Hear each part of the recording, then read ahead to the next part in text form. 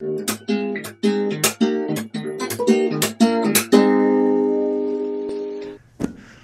everybody and welcome to today's episode of NAPTV. I'm your host Mike Martin.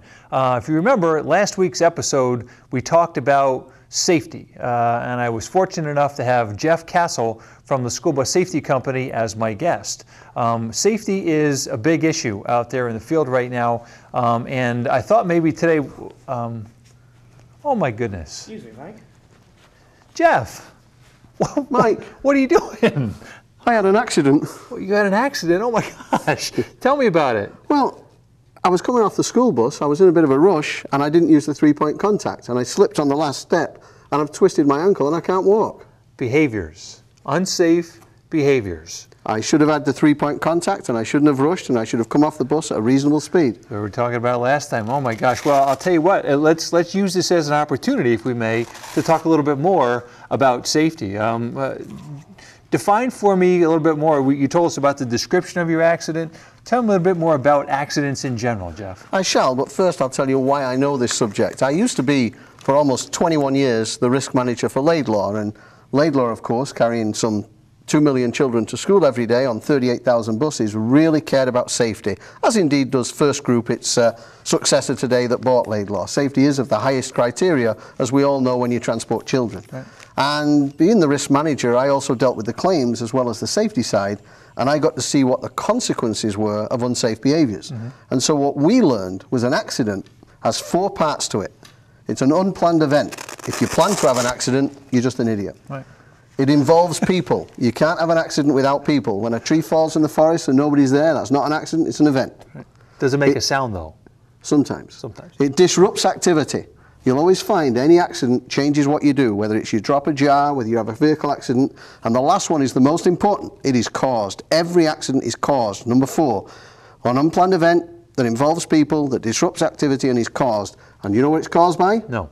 An unsafe behavior. An unsafe behavior. My unsafe behavior that caused my accident was coming off the steps of the bus. Huh. Tell me, Mike, what happened to you last week? Well, actually the similar kind of a thing. And you know, last week when I was in here, they actually wrapped my hand, and it was really my ankle that was hurt. So I'm hoping that the same thing doesn't happen to you, because we've got the same doctor here that was working on me last week. So is that a factor at all in managing risk? Is, you know, your response to the risk? Absolutely. Tell me, have you ever heard of Heinrich? Kurt Heinrich, he's one of my favorite basketball players. The guy who plays for the Bulls? Not quite the same Heinrich. The Heinrich I'm talking about was, it worked for travelers, and in the 1930s he issued the Heinrich's theory of safety, one which I believe ties exactly into what we're talking about today. And I don't know how many of you guys and gals out there have come across Heinrich's theory of safety. Heinrich's theory of safety is 300, 29, 1. Do you know what those numbers mean? I don't. What Heinrich found, that was for every very serious accident, every catastrophe, that's the one, there were 29 minor accidents. 29. And for every minor accident, there were 300 unsafe behaviors. And Heinrich said that you can never stop the catastrophe, accept it's going to happen. Heinrich said you can't reduce the 29 accidents, accept it, they're going to happen. But what you can do is you can reduce the 300 unsafe behaviors. And if you reduce the 300, the 29 goes down, and hopefully the 1 never happens. And you minimize the risk. And this ties into what we were talking about last week. Sure. Unsafe behaviors. We call them pubs, a place where I used to go to drink in England, by the way. We're going after this is over, too. But this pub is a pattern of unsafe behavior, because when an accident happens, you usually find that the behavior performed by the driver wasn't a brand new behavior today that led to the accident. Myself, I probably rushed off a bus too often, got away with it most of the time, but the 300 went down, and I've had the 29. The 29, huh? Had I fell, banged my head, I could have had the 1.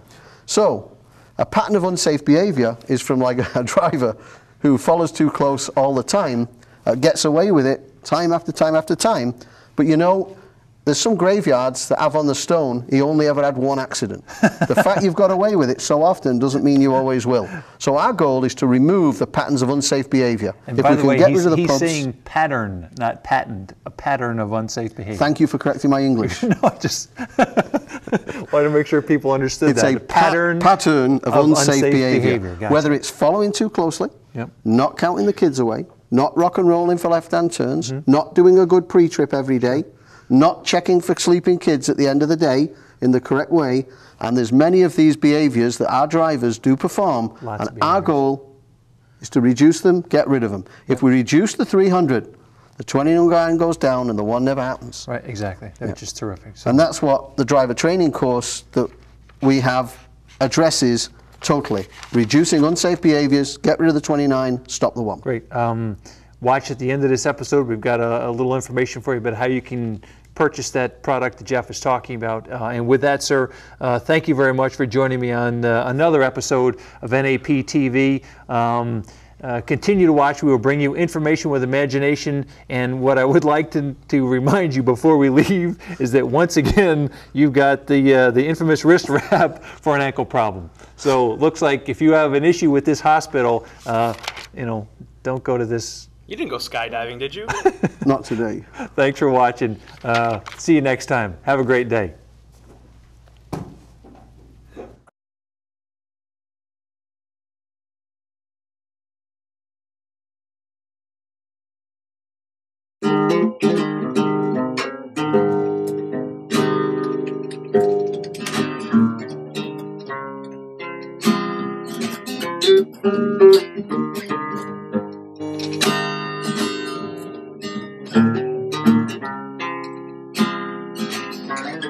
Thank you.